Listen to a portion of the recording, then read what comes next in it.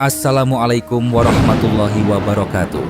Selamat datang kembali di channel Lintas Arwah. Klik subscribe dan aktifkan lonceng notifikasinya supaya kalian tidak ketinggalan kisah-kisah seram berikutnya. Oke, langsung saja kita mulai ceritanya.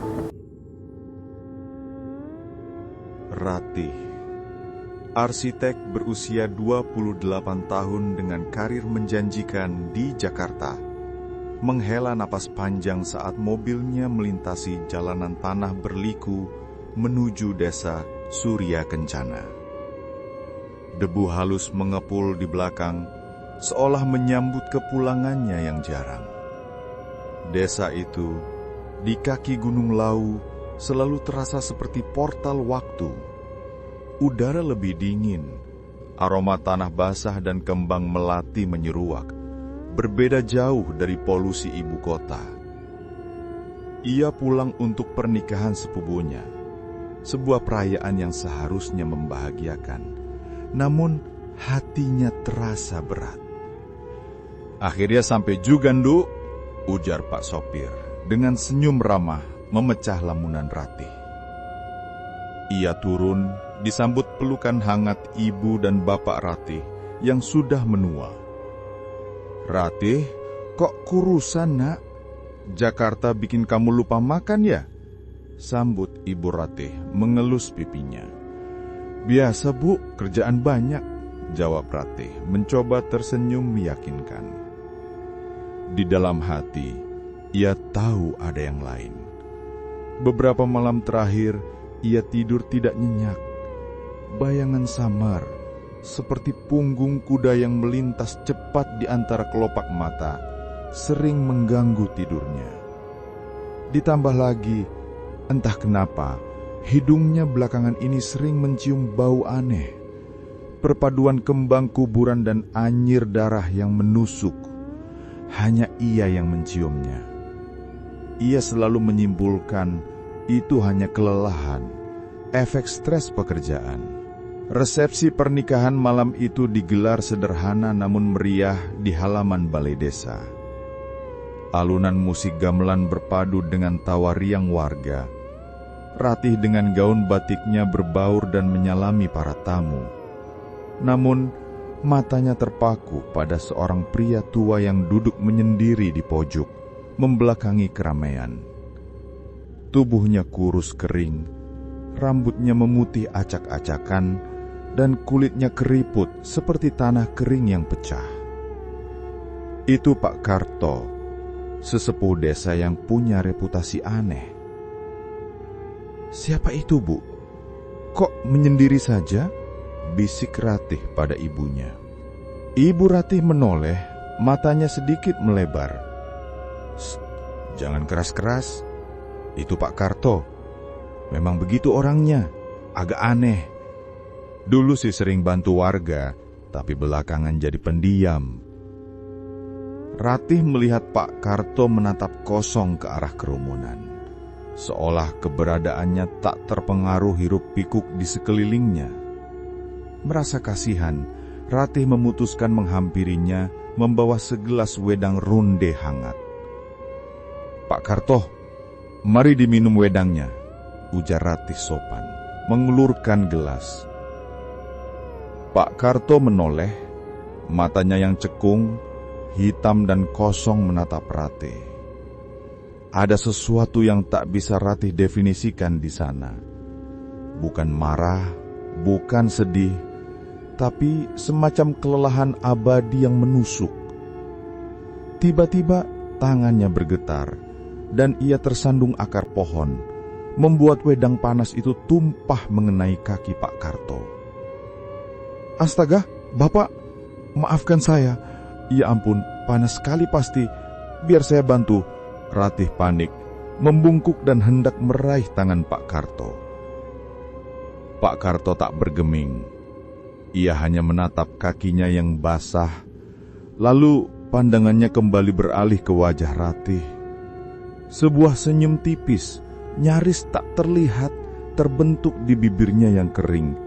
Senyum itu bukan senyum keramahan, melainkan lebih seperti senyum penuh rahasia, atau bahkan ejekan. Tidak apa.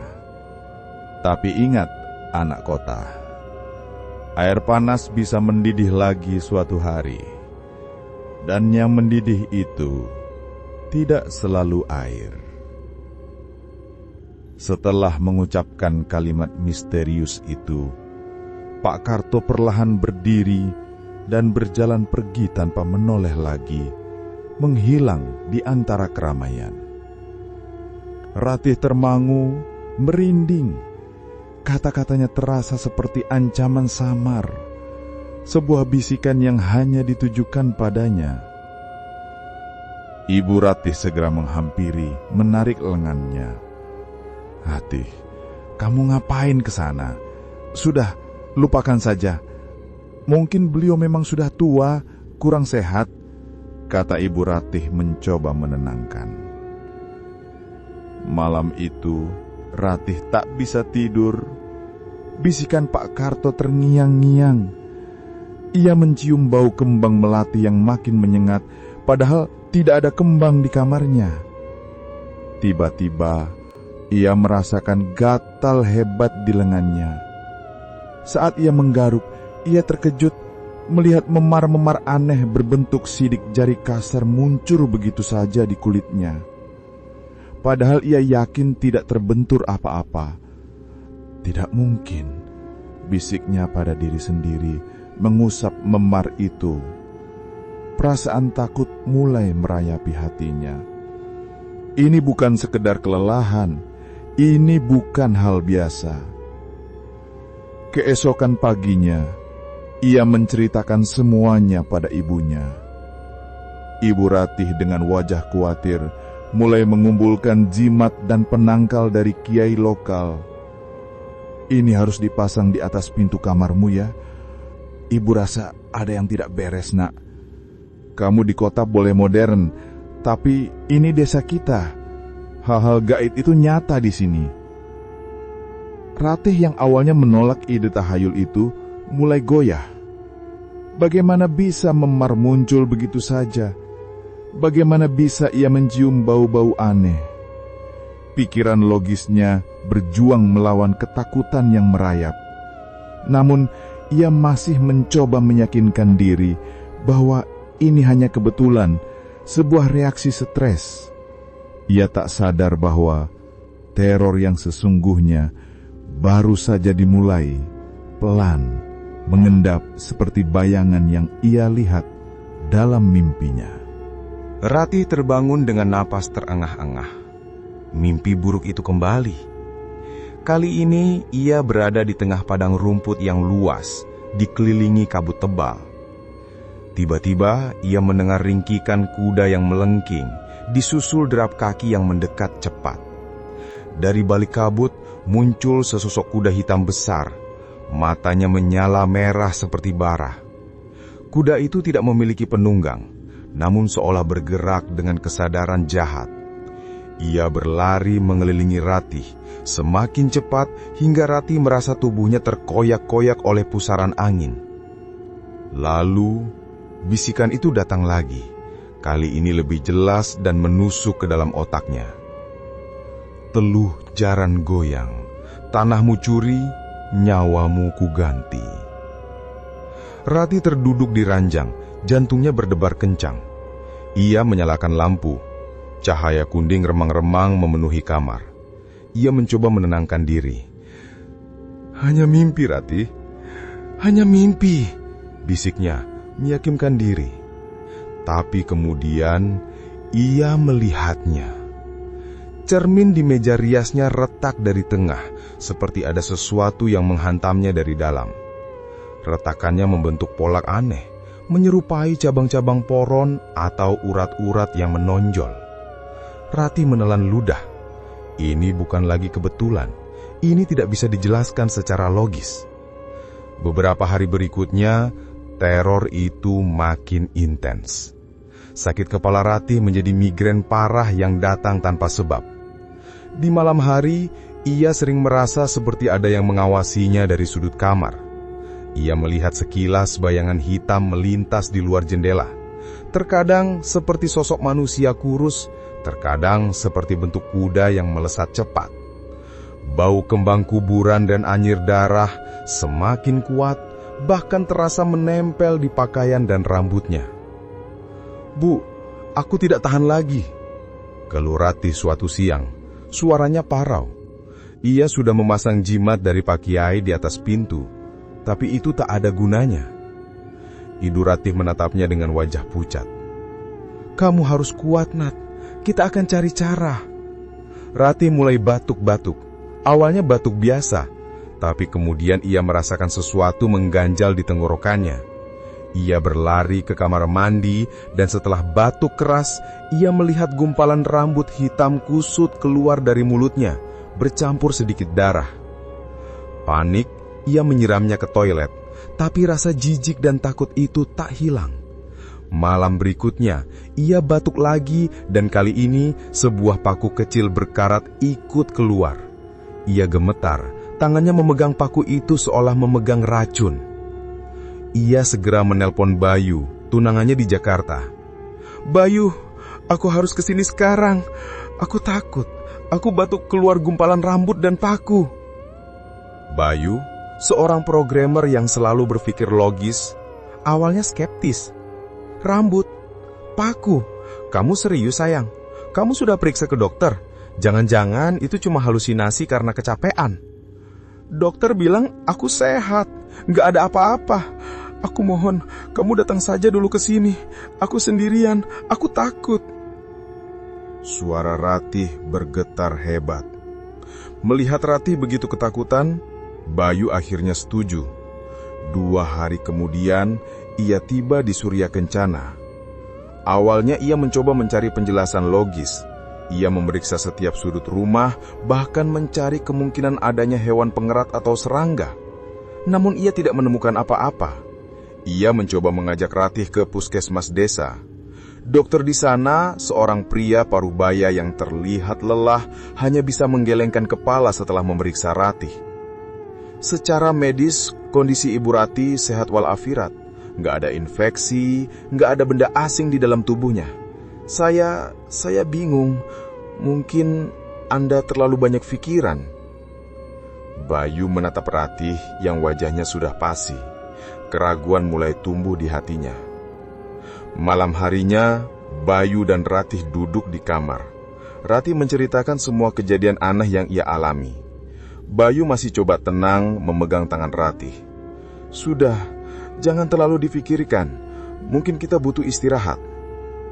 Tiba-tiba, lampu di kamar berkedip-kedip, lalu padam sama sekali. Gelap gulita. Dari luar terdengar suara kerikil dilempar ke atap, beruntun seperti hujan batu kecil. Disusul suara tawa cekikikan anak kecil yang aneh, lalu berubah menjadi ringkikan kuda yang melengking. Bayu dan Ratih saling berpegangan erat.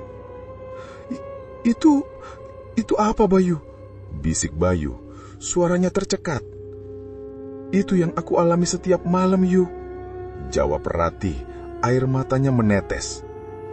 Mereka berdua terdiam, jantung berdebar kencang. Tiba-tiba, dengan bunyi berak yang menggelegar, sebuah paku besar, panjangnya sekitar 10 cm, muncul entah dari mana dan menancap di kusen pintu kamar tepat di atas kepala Ratih. Paku itu masih bergetar. Bayu melompat kaget, menatap paku itu dengan mata melotot, wajahnya mempucat. Ia tak lagi bisa menyangka. "Astaga, itu dari mana?" Ratih menangis terseduh-seduh. "Aku nggak tahu, ini yang aku alami tiap hari, Yu. Tolong aku nggak mau gila." Bayu memeluk Ratih erat. Keyakinannya pada logika runtuh. Ia kini percaya ada sesuatu yang jahat mengincar tunangannya, sesuatu yang berada di luar jangkauan akal sehatnya. Semua petunjuk mengarah pada satu nama, Pak Karto. Mereka berdua yakin ini perbuatan mistis, santet. Esok harinya, mereka memutuskan untuk mencari tahu lebih lanjut tentang Pak Karto dan rumahnya. Pagi itu, Dengan tekad bulat, Ratih dan Bayu berangkat menuju rumah Pak Karto di ujung desa. Sepanjang jalan, udara terasa lebih dingin, dan pepohonan seperti menaungi mereka dengan bayangan yang menyeramkan. Rumah Pak Karto adalah gubuk reyot yang nyaris tak terlihat di balik semak belukar rimbun dan pohon beringin tua yang menjulang tinggi. Jendela-jendela tertutup rapat, seolah tak pernah terbuka. Pintu kayu yang lapuk terlihat berlumut. "Permisi, Pak." Ratih mencoba bertanya pada seorang warga yang sedang mencangkul di sawah dekat sana. "Mau tanya, rumahnya Pak Karto itu di sebelah mana ya?" Warga itu mendongak, wajahnya berkerut. Ia menunjuk ke arah gubuk reyat itu. "Londo, itu kan di depan mata kalian. Memang kenapa?" Bayu menunjuk ke arah gubuk itu dengan ragu. "Tadi kami ke sana, Pak. Tapi kok kosong seperti rumah mati. Gak ada tanda-tanda kehidupan. Padahal kami dengar Pak Karto tinggal di sana." Wajah warga itu langsung berubah tegang. Ia menatap mereka dengan tatapan khawatir, seolah mereka baru saja mengatakan sesuatu yang tabu. "Kosong bagaimana? Tiap hari Pak Karto ada di sana kok. Memang kadang beliau suka menghilang kalau sedang bertapa. Tapi ya tidak pernah kosong lama. Sudah Nduk, Mas, mending kalian pulang. Jangan cari gara-gara sama orang tua itu. Tidak baik mengusik ketenangan orang." Warga itu langsung kembali mencangkul, seolah ingin menghindari percakapan lebih lanjut. Ratih dan Bayu saling pandang. Jelas sekali ada sesuatu yang disembunyikan. Warga desa takut pada Pak Karto. Mereka memutuskan untuk mendatangi Mbah Siti, tetangga tua yang dikenal bijaksana dan tahu banyak tentang sejarah desa. Mbah Siti tinggal di rumah panggung kayu yang asri, dikelilingi kebun obat-obatan. "Masuk, Duk, Mas," sambut Mbah Siti dengan senyum ramah, namun matanya memancarkan kesedihan saat melihat Ratih. "Sudah Mbah duga, kalian akan ke sini. Teror jaran goyang itu sudah mulai ya?" Ratih terkejut. "Mbah tahu?" Mbah Siti mengangguk pelan. "Mbah tahu. Mbah sudah dengar cerita dari ibu kamu. Gejala-gejala yang kamu alami, memar, batuk rambut, paku, bau kembang, itu semua ciri khas teluh jaran goyang. Santet ini bukan sembarang santet. Ini santet dendam kesumat. Dan pelakunya, ya Pak Karto." Bayu mengerutkan kening. "Tapi kenapa, Mbah? Apa salah Ratih pada Pak Karto?" Mbah Siti menghela napas panjang. Tatapannya menerawang jauh ke masa lalu. "Bukan salahmu secara langsung, Duk. Tapi ini adalah dendam yang sudah berpuluh-puluh tahun tertanam.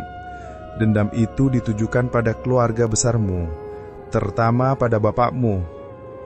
Ratih dan Bayu terdiam. Ratih menoleh ke arah Bayu, lalu kembali ke Mbah Siti. "Dendam apa, Mbah? Keluarga saya punya masalah apa dengan Pak Karto?" Mbah Siti menatap Ratih lekat-lekat. "Keluarga kalian pernah merampas tanah warisan Pak Karto. Tanah yang seharusnya jadi haknya. Tanah tempat kuburan leluhurnya. Dulu, bapakmu dan beberapa tetua desa lain ingin membangun pabrik gula kecil. Pak Karto menolak menjual tanahnya. Tapi dengan segala macam cara, termasuk tipu muslihat, tanah itu akhirnya berpindah tangan. Pak Karto hancur, keluarganya bubar, anaknya meninggal karena sakit, istrinya gila. Sejak saat itu, dia bersumpah akan membalas dendam. Dia pergi bertapa ke Gunung Lawu dan kembali dengan ilmu teluh jaran goyang." Ratih merasa dadanya sesak. Dendam masa lalu? Perebutan tanah? Ini adalah kejahatan yang dilakukan oleh ayahnya. Dia tidak pernah tahu. Ia menatap Bayu, matanya berkaca-kaca. Ayahku?" Bayu memegang tangannya. "Kita harus berbicara dengan bapakmu, Ratih." Malam itu, di rumah, suasana tegang. Ratih dan Bayu menghadapi Bapak Ratih. "Bapak, Apa benar yang Mbah Siti katakan? Bapak pernah merampas tanah Pak Karto? Tanya Ratih, suaranya bergetar menahan marah dan kecewa. Bapak Ratih menunduk, wajahnya terlihat tua dan lelah.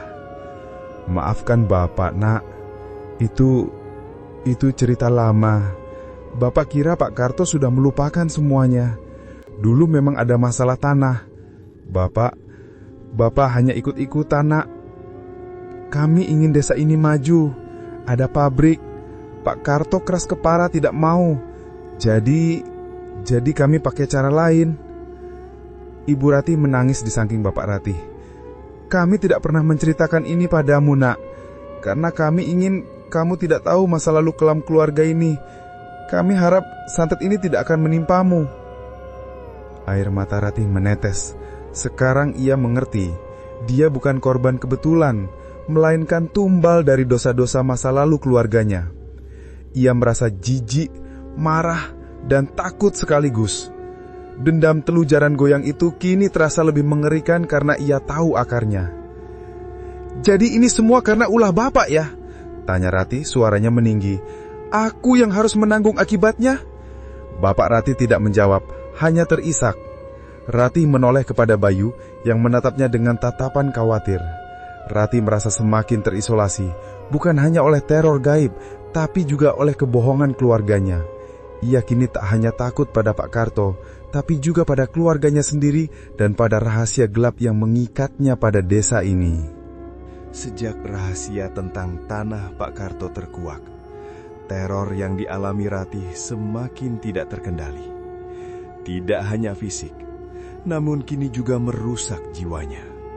Ia mulai merasa kehilangan identitas. Bayangan kuda hitam dengan mata merah menyala itu tidak lagi hanya muncul dalam mimpi, tapi juga di setiap sudut pandangannya. Di pantulan kaca, di bayangan pohon, bahkan di tatapan kosong warga desa yang kini mulai menjauhinya.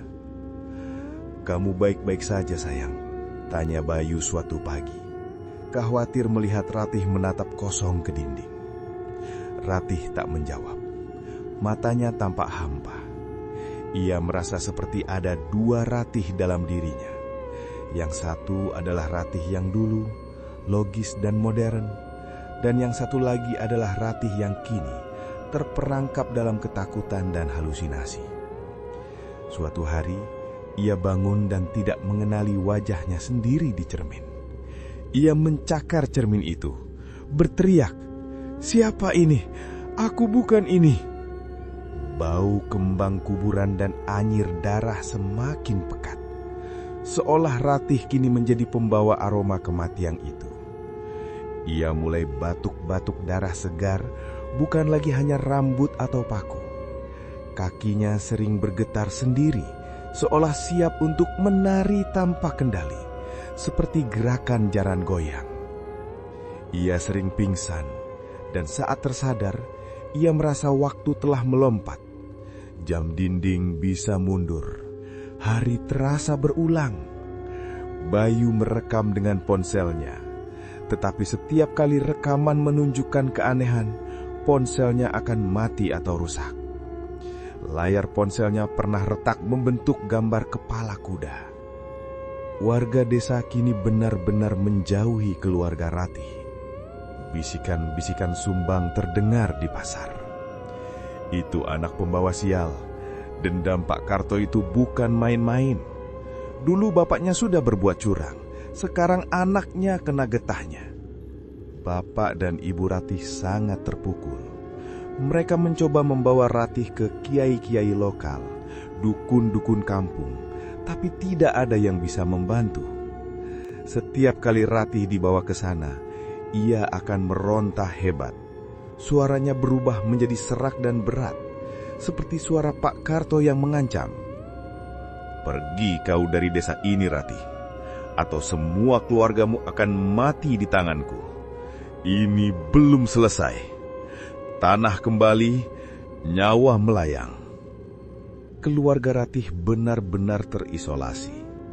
Hanya Bayu yang masih setia mendampingi, meskipun ia sendiri mulai terlihat lelah dan putus asa.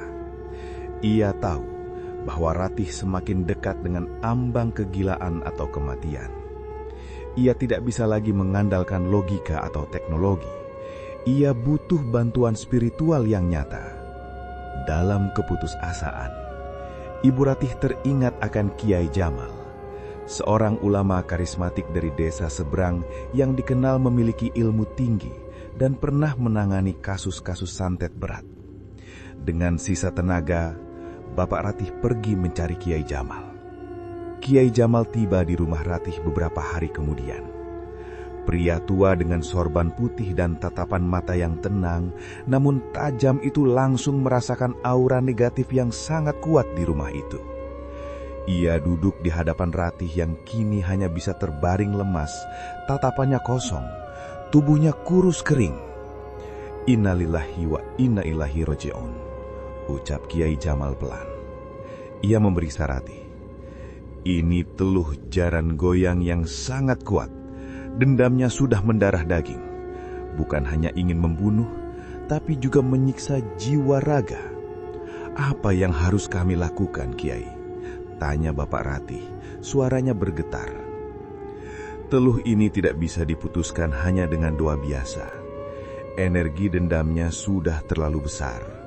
Kita harus menemukan dan menghancurkan media santetnya.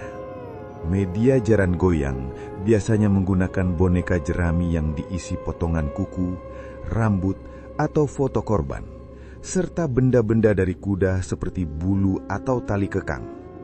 Biasanya disembunyikan di tempat yang paling dijaga oleh pelakunya.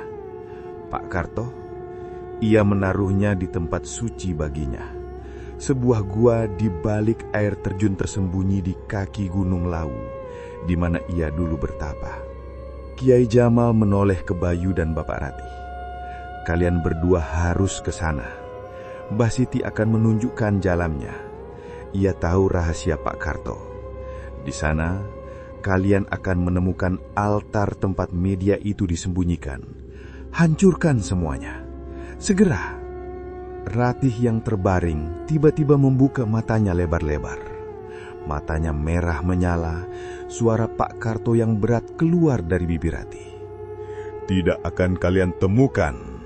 Media itu dijaga oleh khodam jaran goyangku. Kalian akan mati di sana. Kiai Jamal menatap Ratih dengan tenang. Wahai jin yang merasuki Ratih, kau tidak akan menang. Kekuatan Allah lebih besar dari kekuatanmu.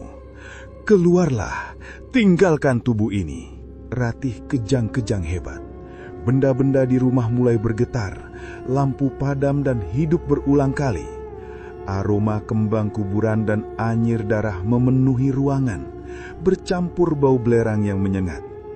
Suasana begitu mencekam seolah alam semesta ikut bergejolak. Kiai Jamal terus melantunkan ayat-ayat suci, suaranya mantap dan penuh kekuatan. Ia memberikan sebuah kantong kain kecil berisi garam ruqyah kepada Bayu. Bawa ini, siramkan di sekitar gua. Itu akan melemahkan penjaganya, pesan Kiai Jamal. Ingat, waktu kalian tidak banyak. Ratih sudah di ujung tanduk. Bayu menatap Ratih yang kini hanya bisa terbaring lemas dengan nafas tersengal-sengal. Ia tahu ini adalah kesempatan terakhir mereka.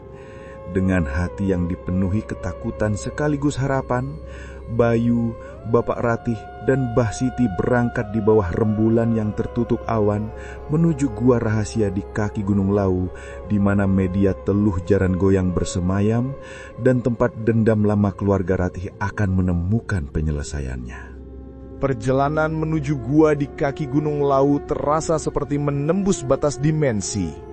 Hutan belantara yang lebat dan gelap hanya diterangi sinar rembulan yang sesekali menembus celah pepohonan.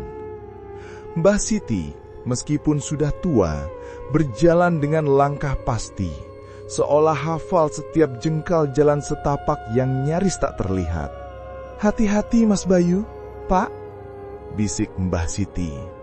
Di sini banyak penjaga goib. Mereka tidak suka kedatangan manusia. Bayu dan Bapak Ratih berjalan di belakang Mbah Siti. Jantung mereka berdebar kencang. Udara terasa dingin dan lembab, membawa bau tanah basah bercampur aroma kemenyan yang samar.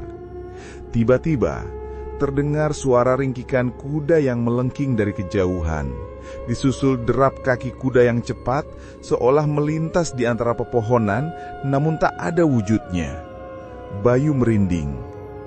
Itu Khodam Jaran Goyang, bisik Mbah Siti. Wajahnya pucat. Dia tahu kita datang. Mereka akhirnya tiba di sebuah air terjun kecil yang tersembunyi di balik tebing batu. Di belakang tirai air terjun itu, terlihat celah gelap yang menganga, mulut gua. Kiai Jamal benar. Sudah dekat, kata Mbah Siti. Kita harus masuk. Sebelum masuk, Bayu mengeluarkan kantung berisi garam rukyah dari sakunya. Ia menyiramkannya di sekitar mulut gua, berharap bisa melemahkan penjaga goib yang mungkin ada di sana. Aroma garam bercampur dengan bau mistis gua. Saat mereka melangkah masuk, kegelapan pekat menyelimuti mereka. Bayu menyalakan senter ponselnya. Cahaya senter menyorot dinding-dinding gua yang basah dan licin. Di tengah gua, mereka melihat sebuah altar batu berbentuk setengah lingkaran. Di atasnya tergeletak sesajen, bunga setaman layu, kemenyan yang masih mengepul asap tipis, dan beberapa buah-buahan busuk.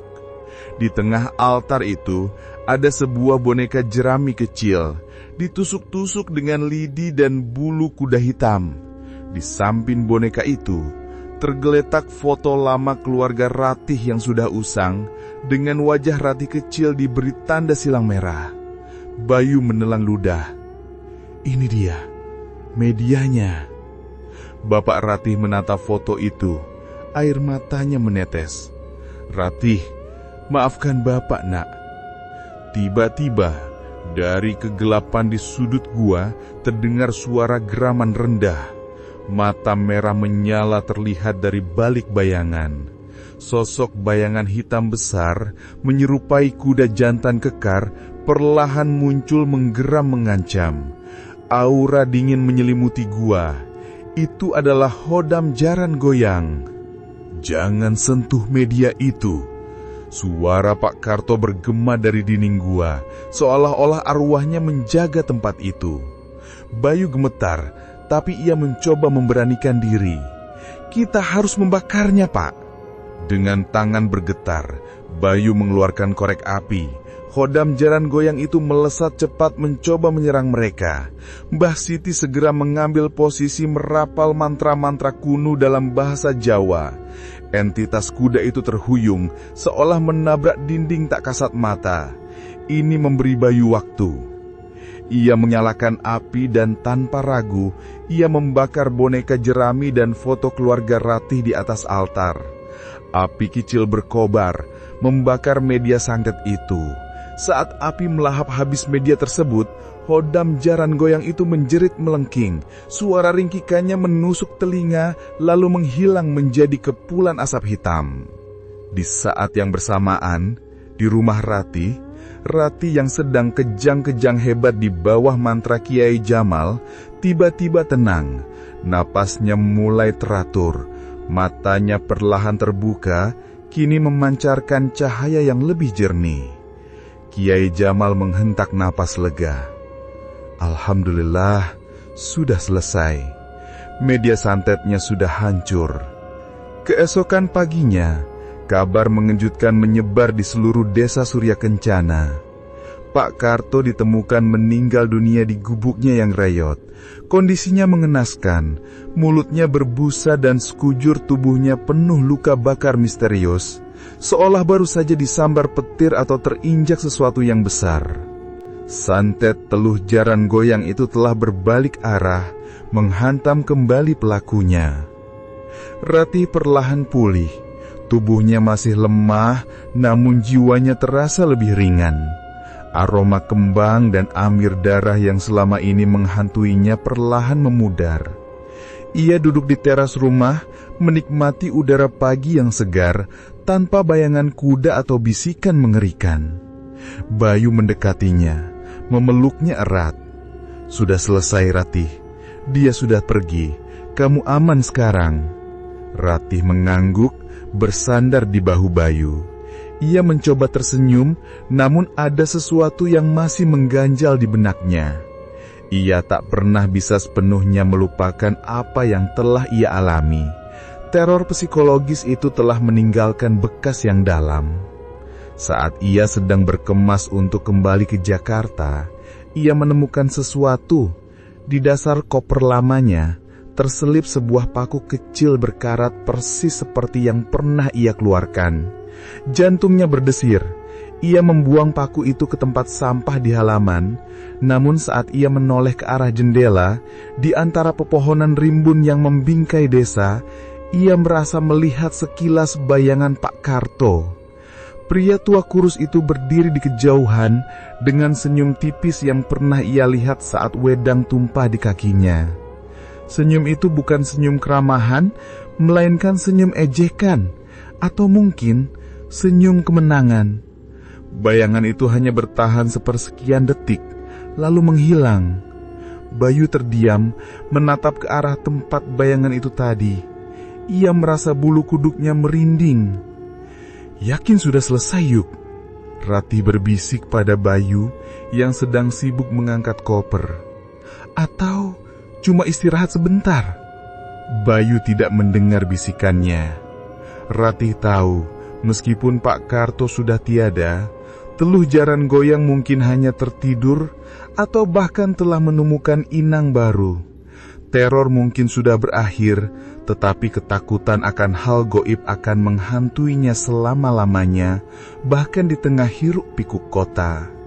Sebuah pertanyaan mengambang di udara. Apakah dendam itu benar-benar terhapus, ataukah ia hanya berpindah, menunggu waktu yang tepat untuk bangkit lagi? Selesai.